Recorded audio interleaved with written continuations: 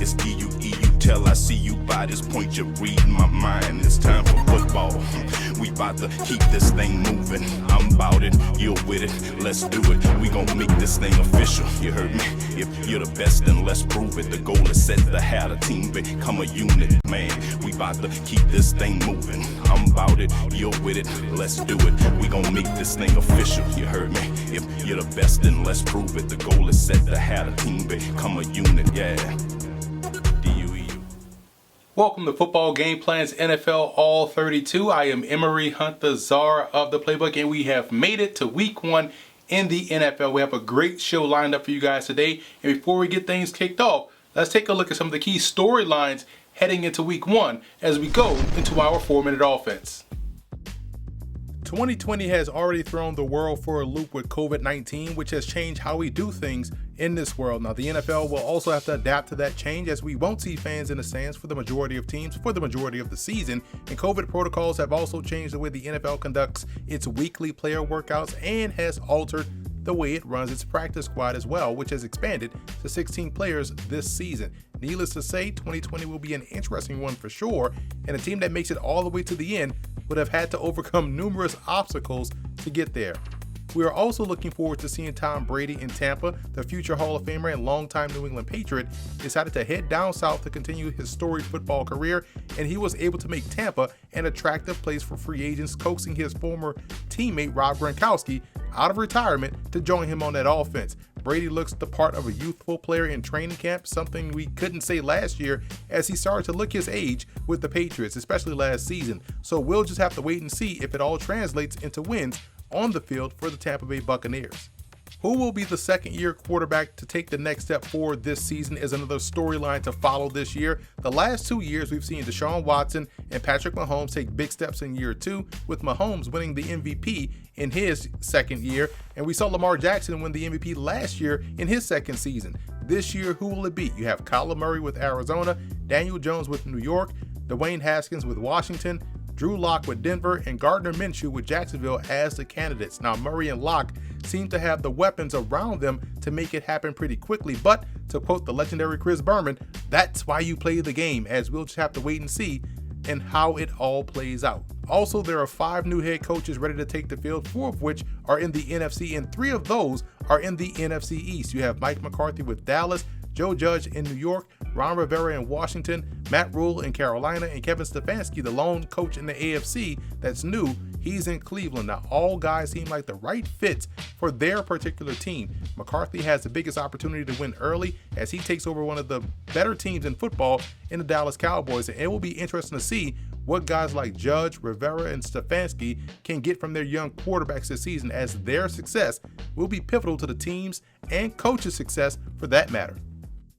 Great matchup to kick off the NFL season as the Houston Texans travel to Arrowhead Stadium to face the Chiefs. These two teams split games last season, one of which was the amazing comeback by Kansas City in the playoffs. And what will be the biggest key in this ball game for Houston is their ability to capitalize inside the red zone. We know Kansas City's offense operates at a score-at-will type of a pace, so it'll be important for Houston to be able to put up 7s instead of 3s. Yes, any type of points are beneficial, but they have to be able to get touchdowns instead of field goals. For Kansas City, being able to establish a potent ground game as a complement with stud rookie Clyde Edwards-Helaire is something that will be interesting to watch play out throughout the course of the year. Defensively, it'll be important to keep Deshaun Watson contained within that tackle-to-tackle box and not let him escape and extend the play. I do like Kansas City in this ball game, and although it will be a very close matchup, the continuity within their passing game heading into the season, to me, will give them just enough of an edge to get the victory. The Falcons play host to the Seahawks in a very good NFC matchup in Week 1. How far Seattle goes this season will determine on how well they're able to get after the quarterback. That means second-year player LJ Collier will have to make a significant jump this season for that to be the case. They also have to be much better of a defense as a whole, if we're being honest. Offensively, Russell Wilson gives them a chance to win each and every game, and he, along with second-year player at wide receiver DK Metcalf, Tyler Lockett, and tight end Greg Olsen, should be able to find some success against his retooled Falcons secondary. Atlanta has put together a well-rounded offensive attack and hopes to lean a little bit more on a healthy and motivated Todd Gurley in the backfield. Adding Gurley to an offense that features Julio Jones and Calvin Ridley, as well as Hayden Hurst, the tight end, makes them very difficult to defend. Atlanta invested heavily on the defensive side of the ball in the draft, as well as in free agency, just hoping to build on that momentum that we saw late last season when they improved mightily down the stretch. I like the Falcons in this ball game. I think we'll see them give Seattle some problems at the point of attack on both sides of the ball, making the Seahawks work extremely hard to find consistent success on Sunday. In an AFC East matchup, the Jets head up to Buffalo to face the Bills. Will Gang Green be able to hit the ground running offensively this season? To me, that'll be the biggest question for 2020. They've rebuilt their offensive line. They've added Frank Gore to the backfield to pair up with Le'Veon Bell, but they are still a bit questionable out there on the perimeter outside of Jamison Crowder, as they were dealing with some injuries throughout the training camp with this unit. Defensively, despite losing Jamal Adams, I think they'll be just fine once again. They'll have to get off to a great start to the season, as it looks as if they'll have to carry that offense until they get themselves going. Buffalo returns all 5 starters along the offensive line and has added 2 key pieces on offense in wide receiver Stephon Diggs and rookie running back Zach Moss. If quarterback Josh Allen can improve within his passing, this offense has the potential to soar in 2020. Defensively, they have 10 starters returning, which definitely gives them an advantage from a communication standpoint. It'll also allow them to play as fast as they did last season. Buffalo will win this ball game, as this is just a bad matchup for the Jets at this juncture of the season. Over in the NFC North, the Bears will link up with the Lions at Ford Field. This game will simply come down to the Bears offense versus the Lions defense. Both sides had a ton of room for improvement after the 2019 performances. For the Bears, it's really just going to boil down to whether or not Mitch Trubisky will show up and play. They have weapons around him for him to be successful. It'll be up to number 10 to realize it and play much better. For the Lions, they hope that adding some former Patriots and nose tackle Danny Shelton, linebacker Jamie Collins, and safety Deron Harmon, amongst others, will help change their fortunes for the better this year. A lot will also be expected out of rookie first-round pick cornerback Jeff Okudah out of Ohio State. I think he and free agent signing Desmond Trufant will help strengthen them out on the perimeter. The biggest reason why I like Detroit in this ball game is that Matthew Stafford is back healthy under center. That offensive line looks a lot stronger, and he should be able to run the ball a bit more effectively this season. Another NFC North matchup in Week 1 between Green Bay and Minnesota. The Packers seem to be heading toward a philosophy switch based off how they attacked this offseason. Green Bay wants to be a bit more of a physical team on both sides of the ball. Now, how Aaron Rodgers and the receivers outside of Devontae Adams obviously gel will be the biggest key to their offense. Minnesota went with the big-time youth movement as they jettisoned some veterans while adding a ton of talented rookies to the mix. Now, defensively, adding Yannick Ngakoue and pairing him up with Danielle Hunter is almost unfair. Minnesota should be good once again on defense, and offensively, the Vikings return 9 starters, which should help them continue to be able to run the football very well. But in order for them to take a bigger jump this year, the passing game, which is led by Kirk Cousins, will have to become much more of an asset and not a liability for that to happen. I am just not there yet with the Vikings passing game. I think this will be a tight one, but Green Bay will ultimately win it. Football Game Plan is brought to you in part by 9th and Lux. Visit the website 9thandlux.com and check out the clothing gallery. Nesby Phipps, art, life, entertainment. NesbyPhipps.com. Grind It Out Fitness. Visit the website grinditoutfitness.com and download the app.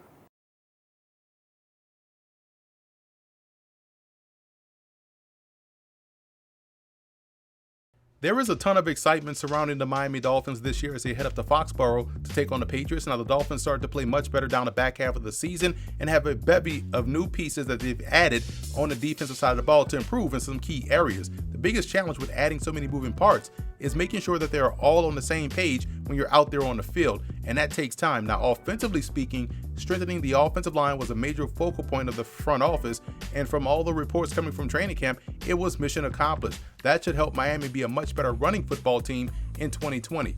Cam Newton comes over from to the New England Patriots from the Carolina Panthers, hoping to carry the offense forward as Tom Brady now departs for Tampa Bay. Newton's ability gives them a +1 in the run game, along with the ability to push the ball vertically down the field a bit more. Defensively, with opt-outs and free agency hitting them hard, the Patriots will be breaking in a lot of new starters, especially at linebacker. However, with Bill Belichick at the helm, I can trust that he'll do right by the defense and have them ready to play. I just don't see the Dolphins pulling off the upset here. I'm taking the Patriots. In an intriguing Week 1 matchup, Philadelphia travels to Washington in an NFC East tilt. The Eagles seem to get snake-bitten by injuries all the time as they come into Week 1 with a few key ones along the offensive line. Now, with the loss of left tackle Andre Dillard, longtime starter Jason Peters, who was re-signed this offseason to play guard because of an injury to Brandon Brooks, will move back to left tackle to help out the front lines. Having some offensive line questions is not what you want to hear when facing a front like the Washington football team. Now, outside of that, Carson Wentz and those skilled players figure to be just fine and will once again pose problems for opposing defenses. For Washington, second-year quarterback Dwayne Haskins enters the season knowing that this is his offense, his football team, and he looks to lead them forward this season, hoping that the offensive line can give him enough time to be able to connect with his former college teammate Terry McLaurin on a frequent basis. The run game for Washington will be interesting to watch, as many are high on rookie tailback Antonio Gibson out of Memphis. He figures to have a prominent role on Sunday. Defensively, they boast an impressive defensive line, arguably the best in the division. Rookie Chase Young will be the player to watch, as he was the number 2 overall pick in the draft. Now, these two played a tight game in one of Haskins' starts last season, and I think because of their defensive pressure, they should be able to steal one in the opener. I like Washington. A cross-country matchup as Las Vegas travels east to Carolina to take on the Panthers, and this will be one of the more entertaining games on the schedule, as I think both offenses will be able to have success. Looking at the Raiders, I'm excited about the passing game and its potential this year with two excellent rookies in Henry Ruggs III and Brian Edwards. They help round out a receiving core that already has Hunter Renfrow and tight end Darren Waller. Defensively, getting more athletic at the second level should help them out as a whole. I think the addition of Corey Littleton was a big one, as he's one of the better coverage backers in the NFL. He'll be busy as the Panthers have one of the best all-around backs in the game in Christian McCaffrey, who's coming off a 1,000 rushing, 1,000 receiving yard season, and new quarterback Teddy Bridgewater is the perfect point guard type QB that can help distribute the football really well and efficiently. I have no concerns about their offense. It's the defensive side of the ball where the Panthers are playing a lot of rookies is where I have some concerns. While talented, it will be interesting to see how it all comes together. I do like the Panthers in this game. I think one of these Week 1 upsets will find themselves in Carolina, and that tends to happen every year. If you're a betting man, I will definitely take the over on this, as a lot of points will be scored. The Colts head down to Jacksonville to take on the Jaguars. This Colts team, to me, is the most complete and well-rounded in the AFC South. The hope is that Phillip Rivers can be a much more efficient QB and not the turnover-worthy one that we saw last year. I'm excited to see their run game with Jonathan Taylor and Marlon Mack and Naheem Hines. Three-headed monster should do well this year. Now, Jacksonville seems to be in a complete rebuild mode, letting go of a lot of their former stud players on both sides of the ball the last 2 seasons. So this will be a very young team, one that will look toward second-year QB Gardner Minshew for a spark. And because of what they lost this offseason in conjunction with this particular matchup against a very good Colts defense, I don't think this one will end up positively for the Jaguars. I'm taking the Colts to win. This will be a huge game in the AFC North between the Browns and Ravens. Now, Cleveland still has tremendous firepower on offense with Mayfield, Beckham, Landry, Chubb, and Hunt. Adding to that mix this offseason was tight end Austin Hooper from the Atlanta Falcons. Also, they went out and added Jedrick Wills in the draft from Alabama to help solidify their left tackle position. This Browns offense gave the Ravens a problem last year in Baltimore and hope to do it again this week. Defensively, there are still some concerns about the run defense and how much better it is over last year, and we'll just have to wait and see. And we'll get to find out pretty quickly, as Baltimore, led by the reigning MVP Lamar Jackson, was the #1 rushing football team last year in the NFL, and they may have gotten better with the addition of rookie J.K. Dobbins out of Ohio State. Now, the passing game for the Ravens is expected to be the next phase of growth for this offense, as they've gotten more explosive on the perimeter, more particularly in the slot position with Devin Duvernay and also James Prochet. I think they should be able to find some success attacking vertically downfield against this Browns defense. I like the Ravens to win this ball game. With what they've added up front with Calais Campbell and Derek Wolfe, I would expect them to be a bit more disruptive this season. Chargers and Bengals figured to be a very good matchup this weekend. Even the odds makers in Vegas think so, as well, as the line is only 3 points. For Los Angeles, I look at defensive coordinator Gus Bradley and how he plans to attack a rookie quarterback in Joe Burrow. Now, LA has tremendous athleticism on that side of the ball and are able to match up at the second and third levels of their defense very well. Offensively, we'll get to see if Austin Eckler can indeed be that guy in the backfield that head coach Anthony Lynn can lean on and feature. Now, for the Bengals, I think this is a team that is going to be a problem for opponents every week and one that'll get better as the season goes on. Joe Burrow has a lot to work with on this offense. The question will be whether or not their offensive line is up to the task against the likes of Joey Bosa, Melvin Ingram, and also Linval Joseph. Now, defensively, they match up pretty well against the Chargers and should do a solid job of containing Tyrod Taylor. This is going to be a closer than the expert think type of a game, one that I believe the Chargers will win on the strength of their ability to affect the pocket around Joe Burrow.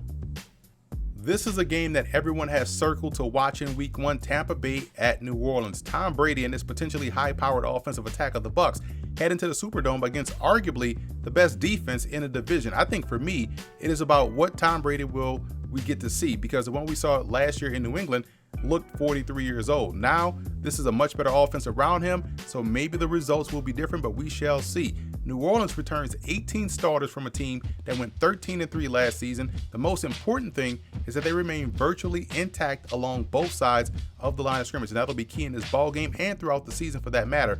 Matching up versus the Bucs passing game is where this defense will be tested both early and often. Now, the potential is there for the Saints defense to be even better in 2020, especially against the pass, but it's the defense of Tampa Bay that no one has talked about all offseason that I think will be the difference in this ball game. So look for a low-scoring affair between these two rivals, with the Bucs getting the W in the Superdome. We'll take a quick break and be back with more Football Game Plan's NFL All 32.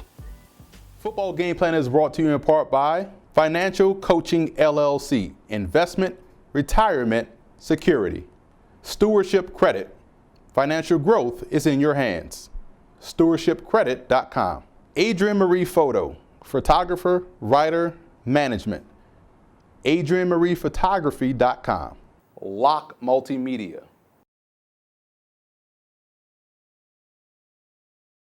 Sure to order your copy of the Go-Go Offense by Coach Brennan Marion on footballgameplan.com/GoGoOffense. Coach Marion goes through the ins and outs of his explosive offense, one that's tearing up the college football field and putting a lot of points on the scoreboard. Again, you can order your copy at footballgameplan.com/GoGoOffense. Best and let's prove it. The goal is set to have a team become a unit. Yeah. Arizona and San Francisco should be a great matchup as well. They played two very close games last season. The Cardinals have a lot of buzz surrounding them as they enter the year, and rightfully so. This is a team that has a star-studded receiving corps with the addition of DeAndre Hopkins, along with Larry Fitzgerald, and what they have in Christian Kirk and Andy Isabella, and a budding star at quarterback in Kyler Murray. Defensively, they got both healthier and more athletic in one offseason. Adding a matchup piece like Isaiah Simmons should definitely help them out in this particular matchup against the multiple tight end looks that they'll see from San Francisco. Now, the 49ers are hoping to shake off the Super Bowl loss and get back to basics and what ultimately got them that far in the first place. Strong, consistent run game coupled with stellar point of attack play on both sides of the ball, and both can happen and should happen this year once again. Now, where they have to expand their game is on the perimeter on both sides. Jimmy Garoppolo will have to be a bit more assertive as a passer, while defensively, the secondary will have to start to turn the ball over a little bit more. Now, don't get me wrong, this was a very good team last year, but there are still some spots where they can get even better. I do like Arizona in this ball game. I think with their ability to spread the field and attack with the passing game, that'll be the key. Defensively, they can now match up more against teams like San Francisco and should be able to neutralize their passing game, making them one-dimensional as a result. Big Sunday night matchup between the Cowboys and Rams. We saw this matchup last year as the Cowboys won handedly 44-21, and not much has changed for the Cowboys except for the fact that they've gotten better in certain spots, i.e. at wide receiver with CeeDee Lamb, the rookie out of Oklahoma, and up front defensively with Everson Griffin, Dontari Poe, and Aldon Smith. Now, with new head coach Mike McCarthy at the helm, the offense figures to take a bigger step forward this year, while defensively, they should be able to be much better at rushing the passer this season, which should help improve on those low turnover numbers that we saw last year. The Rams still have a pretty good offense that's multiple and able to attack every quadrant of the field. Now, it'll be the defense that'll get all the focus this week for me, as they're replacing a bunch of starters at the second level, and that's going to be huge in this ball game, as it'll be important for them to not only stop Ezekiel Elliott, but also keep Dak Prescott contained, as he likes to attack the middle of the field and also can escape and extend outside of the pocket. It will be interesting to see how they match up against the Cowboys receiving core that threatens them at the intermediate and deep levels of the field. I just don't like this matchup overall for the Rams, so I'm taking the Cowboys to go out to Los Angeles, take care of business at the new SoFi Stadium. In the first of two Monday Night Football games, the Steelers head to MetLife to take on the New York Giants. Pittsburgh welcomes back their franchise quarterback, Ben Roethlisberger, and hopes that his return also means the return of the vertical passing game. They've done a great job in that regard during his entire career, and it was sorely lacking last season as he was out with an injury. Defensively, they were number one in the NFL in sacks last year with 54, and that number seems to be definitely within reach once again this season as both TJ Watt and Bud Dupree return. And with the expected growth in second-year backer Devin Bush, as well as All-Pro Minkah Fitzpatrick being the chess piece on the back end, this defense could get to that number one overall ranking in the NFL. Now, the Giants do have some optimism heading into the season under new head coach Joe Judge. The offensive line looks strong. Saquon Barkley is one of the best backs in the game, and the defense looks to be a little bit more athletic this upcoming season. Now, where you still have questions is about the passing game and second-year quarterback Daniel Jones. Will he be able to take the next step and curtail the turnovers? That's the biggest question in my opinion. The other question is the secondary, as they have a ton of newbies on the corners, and we know communication is going to be key in order for these guys to improve over last year. This is another one of those bad matchups on paper, as you have a potent pass rusher or pass rushers of Pittsburgh facing a rookie left tackle in Andrew Thomas and a quarterback that doesn't feel pressure particularly well. I like Pittsburgh. In our final matchup of Week 1, we have an AFC battle between the Titans and Broncos on Monday Night Football. Tennessee went on a Cinderella run last year that saw them in the AFC title game. Their foundation and philosophy hasn't changed at all. It's about running the football, playing sound defense, and being efficient in the passing game. Now, defensively, they got a late addition to the roster in talented edge rusher Jadeveon Clowney, who does a great job of being disruptive on both ends of defense. Now, speaking of defense, the Broncos defense took a hit this week as future Hall of Fame edge rusher Von Miller hurt his ankle and will miss the 2020 season. That's a tough blow, as he and Bradley Chubb was about to make up one of the better duos in football once again. This defense still will be solid, but not as potent as it could have been potentially. I'm more intrigued by this offense though, with second-year quarterback Drew Lock and an assortment of weapons at his disposal at all the positions, wide receiver, tight end, and also in the backfield. If he can take the next step in his progression, then they could be this year's Tennessee Titans. Now, despite losing Von Miller, I still like the matchup for the Broncos, and I think they'll be able to eke out a close one against Tennessee. This will be a fantastic game to cap off Week 1. So that's it for Football Game Plan's NFL All 32. I am Emory Hunt, the czar of the playbook. Be sure to follow me on all of my social media accounts. And don't forget to check out and subscribe to the Football Game Plan Network located at youtube.com/footballgameplan. Also, check out and subscribe on iTunes to Football Game Plan Podcast and leave us a 5-star rating. That's where you can find our NFL All 32 podcast. And keep it locked here on the Football Game Plan Network for a host of shows we have coming down the pike. It's EU, tell I see you by this point, you're reading my mind. It's time for football. We about to keep this thing moving. I'm about it, you're with it, let's do it. We gon' make this thing official, you heard me? If you're the best, then let's prove it. The goal is set to have a team become a unit, man. We about to keep this thing moving. I'm about it, you're with it, let's do it. We gon' make this thing official, you heard me? If you're the best, then let's prove it. The goal is set to have a team become a unit, yeah.